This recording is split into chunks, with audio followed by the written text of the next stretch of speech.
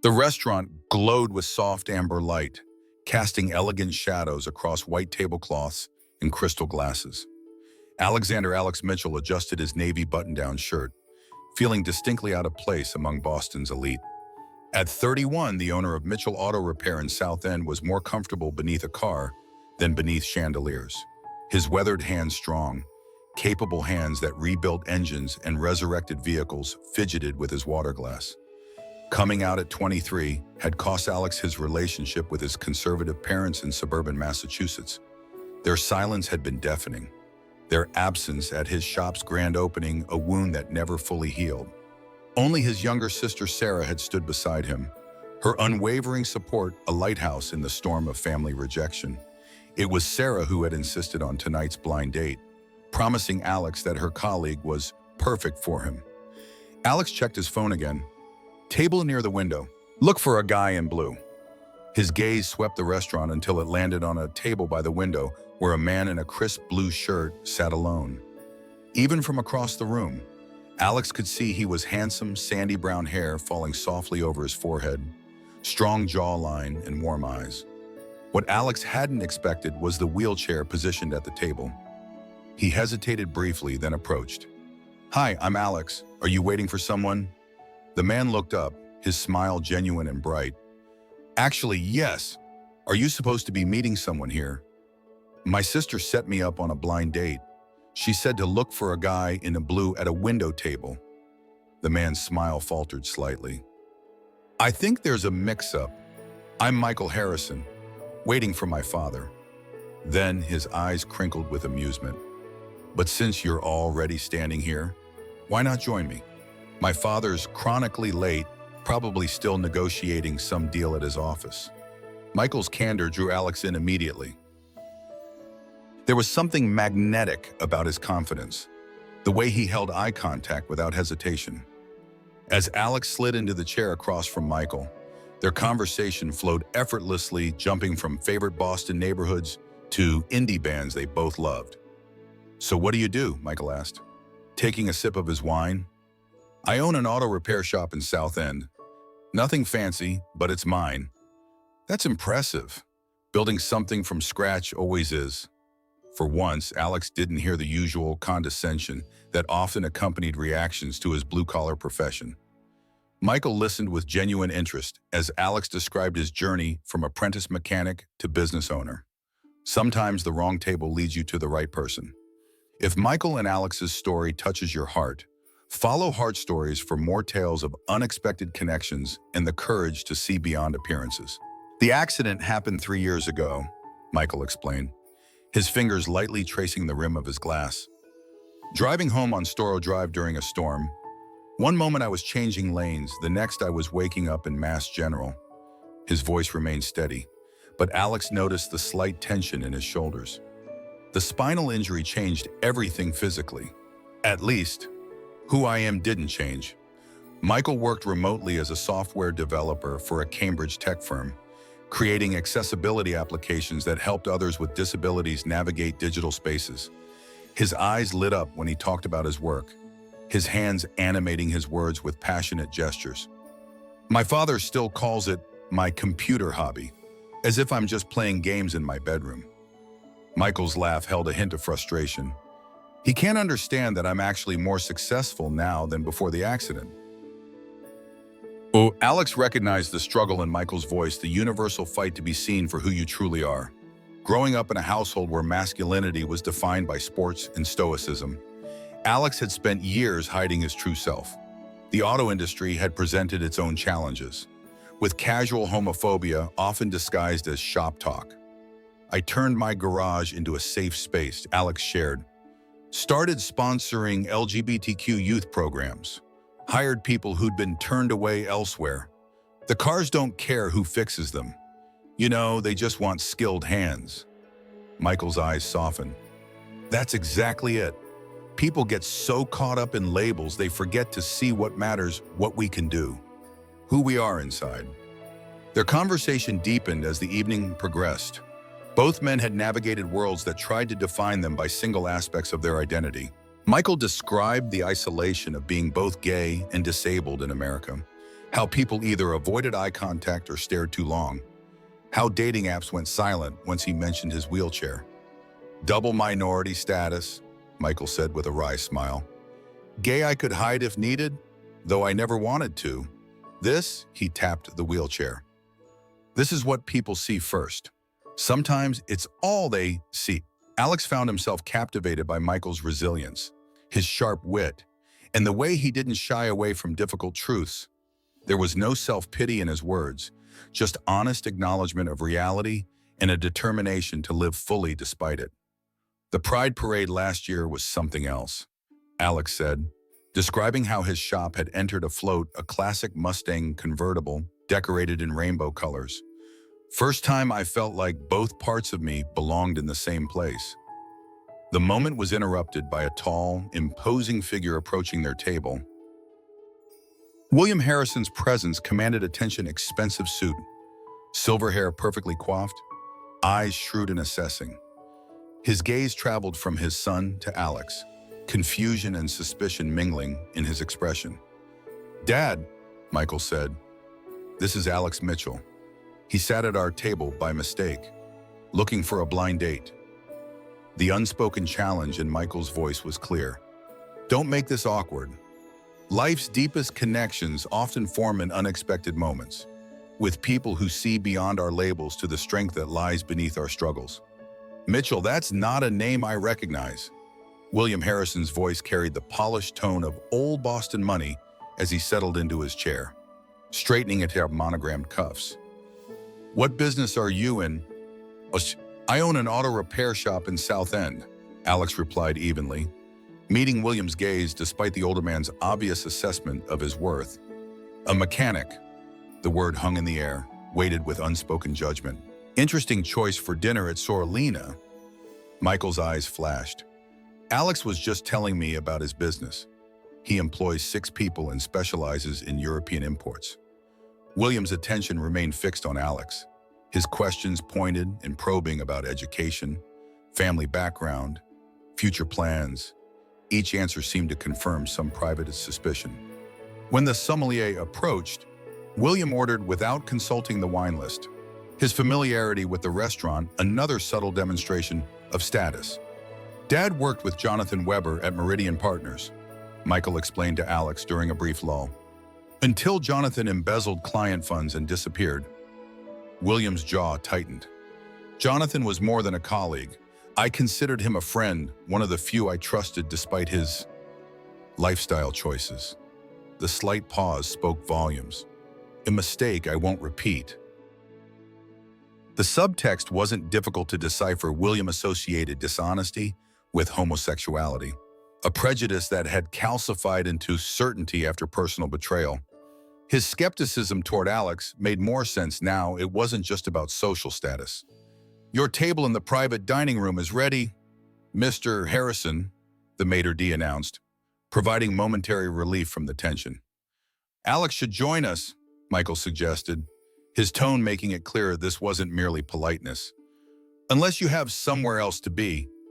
Before Alex could respond, William interjected. I'm sure Mr. Mitchell has his own plans for the evening. Actually, Alex said, surprising himself with his boldness.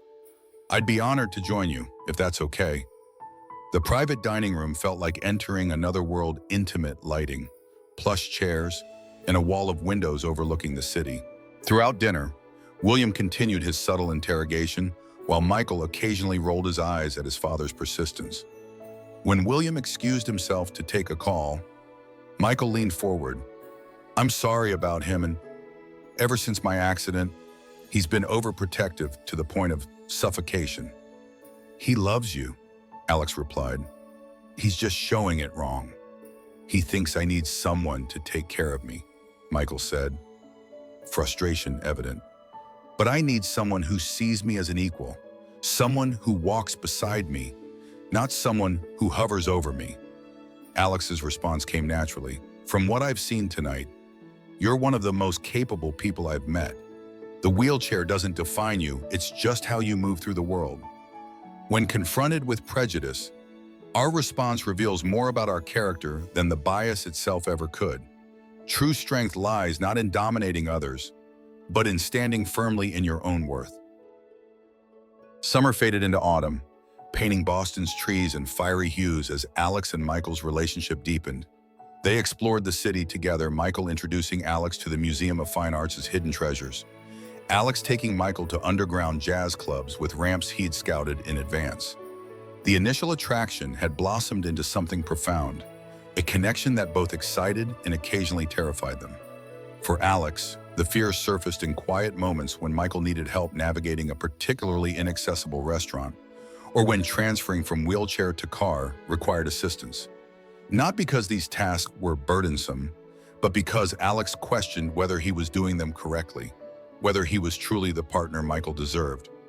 "I don't want to hurt you," he confessed one night in Michael's apartment, after fumbling a transfer that had nearly resulted in both of them falling.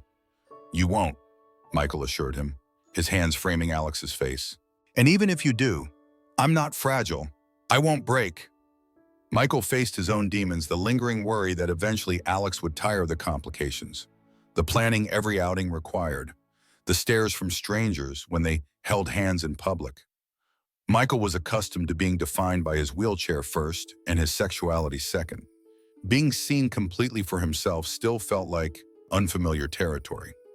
William Harrison remained skeptical, his resistance evolving from outright disapproval to subtle undermining. He coincidentally appeared at restaurants where they were dining, always with potential suitors for Michael in tow, successful doctors, lawyers, men with connections to rehabilitation centers or medical innovations. The confrontation came during Sunday dinner at William's Beacon Hill townhouse. "I had you investigated," William announced calmly after the housekeeper cleared the main course. "Rather impressive how you've overcome your background, Mr. Mitchell." He slid a folder across the table. Community college education, father in and out of jail, mother working multiple jobs. Quite the American dream story. Michael's face flushed with anger. "You had no right. I have every right to protect my son from opportunists," William countered. "Though I admit your findings suggest Mr. Mitchell's interest may be genuine, if misguided." Alex remained silent, allowing father and son to argue until William delivered his final assessment. "He can't give you what you need, Michael. He doesn't have the resources or connections to ensure your future." "My future is mine to determine," Michael responded, his voice quiet but firm. "And I don't need resources or connections. I need someone who sees me as whole."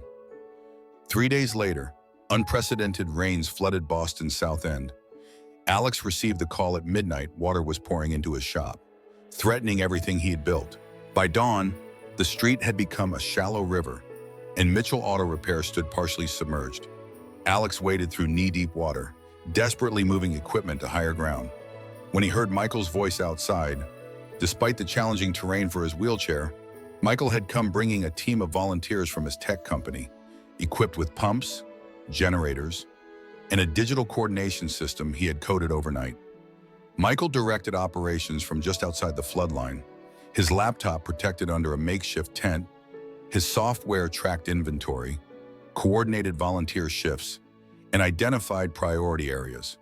Within hours, what had seemed like certain destruction transformed into a salvageable situation. William Harrison arrived unannounced that afternoon, standing silently at the periphery, watching his son command the scene with authority and competence. He observed as volunteers deferred to Michael's expertise, as Alex trusted Michael's judgment implicitly.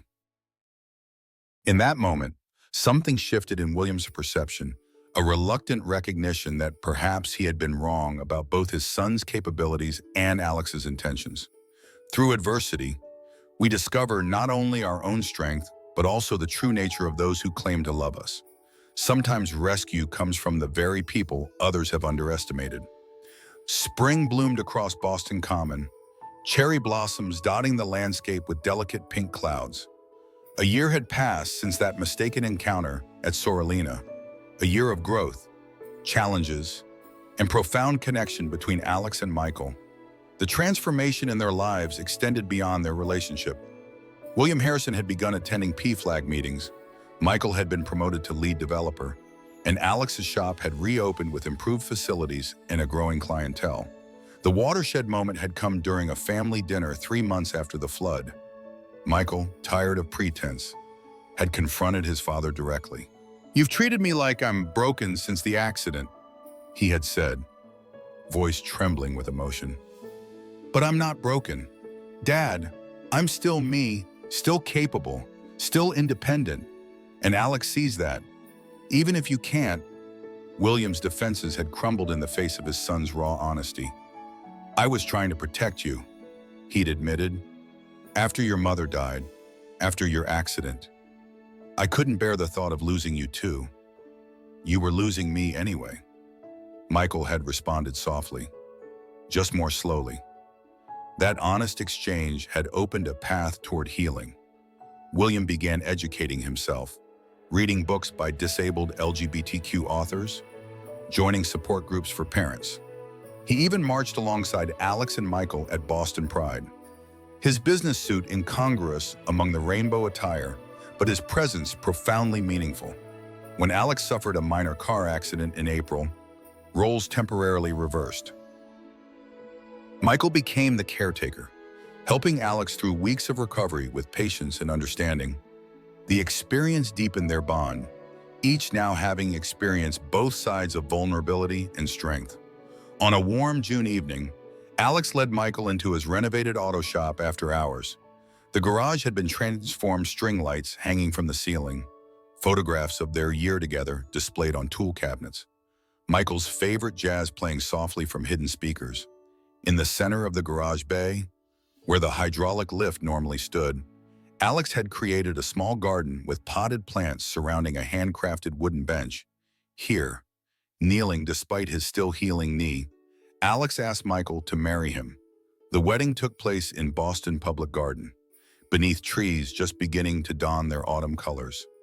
William stood proudly beside Michael, while Sarah beamed next to Alex. Their vows, written personally, spoke of seeing beyond surfaces to the true person beneath, of love that recognized no limitations. During his toast, William addressed the gathered friends, family, and community members with uncharacteristic emotion. "I spent years seeing what my son couldn't do," he admitted. "Alex taught me to see what he could.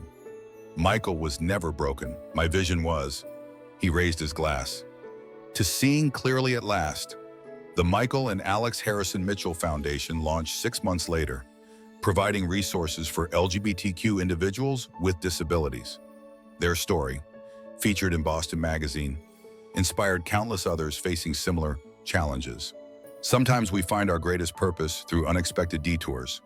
Sometimes the wrong table leads us to exactly where we're meant to be. Have you ever experienced a moment of mistaken identity that changed your life's direction? Share your story in the comments below. And if this journey of love beyond limitations touched your heart, subscribe to Heart Stories for more tales that remind us of our shared humanity and the power of seeing beyond appearances.